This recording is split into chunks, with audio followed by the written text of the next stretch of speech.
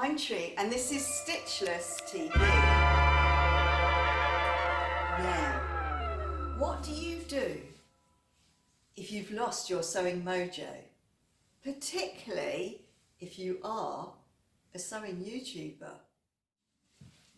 Now, I'm not blaming it on this, but I lost my sewing mojo around the time of me doing my fabric scrap challenge, which, as you can see, I haven't made that much progress.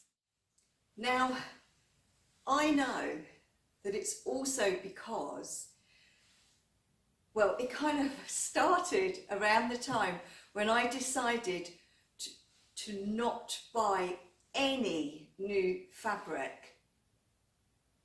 And it was then that I kind of realised the importance of buying new fabric, because when you buy new fabric, that's when you get inspired, or that's when I get inspired and excited about making stuff. So one thing that I did to try and get my sewing mojo back, which I often do actually to sort of kickstart myself, was to sew for other people.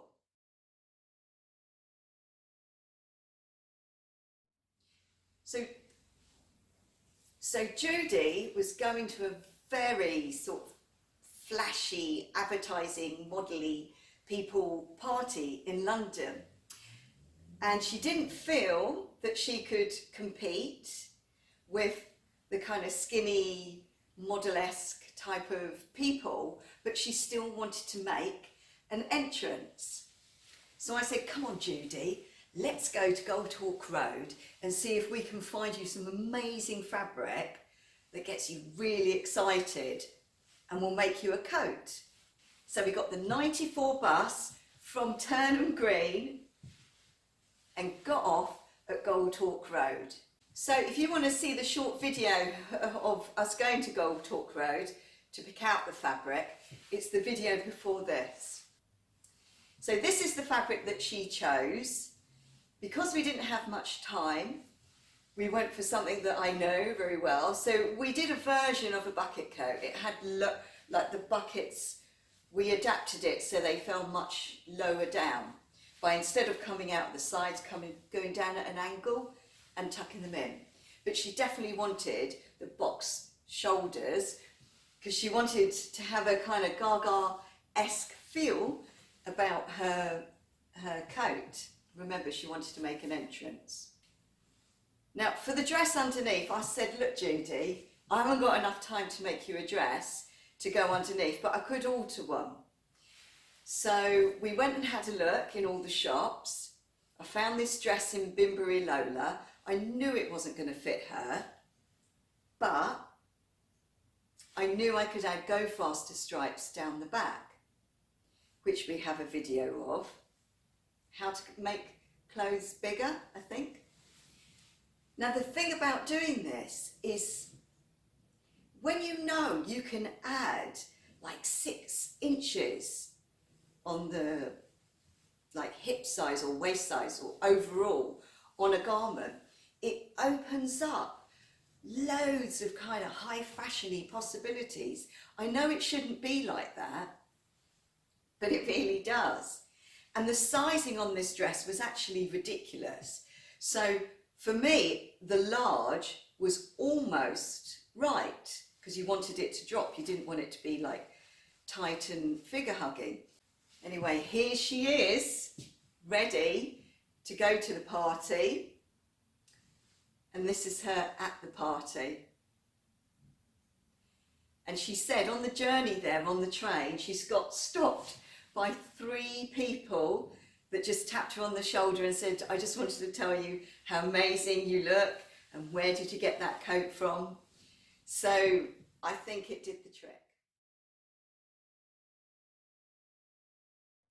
Now I've done a few other things like that where people needed their wardrobes oomping up and yeah, getting re-inspired by their clothes. But then I've also done this.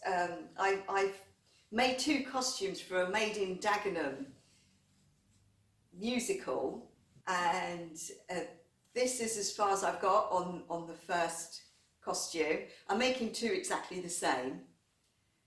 Their DT department is going to make buttons into square buttons.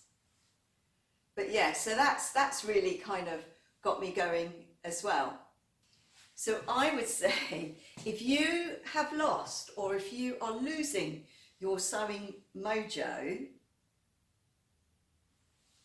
just go and make some clothes for someone else, because it definitely kickstarts it. Now, before I go, because for me, I really know it's about being overwhelmed and bored of the fabric that I have, even though I've got very, very quality, amazing fabric and haberdashery that I've had for years. I'm just going to sell it. I'm just going to put it on my Etsy page and I'm going to get rid of it. I'm very aware that I've got a lot of red going on today, and red really doesn't suit me. I think it's kind of quite aging, particularly when you contrast it with black. Anyway, can you see my, oh, I've got matching, can you see my soles? I've got matching soles in my boots. The reason why I've got this red, actually dressing gown, I've got a red dressing gown on from, I don't know what period, would it be maybe 70s? Makes sense, doesn't it? I bought it from a vintage shop, and the reason why I bought it, when I tried it on in the shop, I was like, oh, that just completely is exactly the kind of A-line raglan look.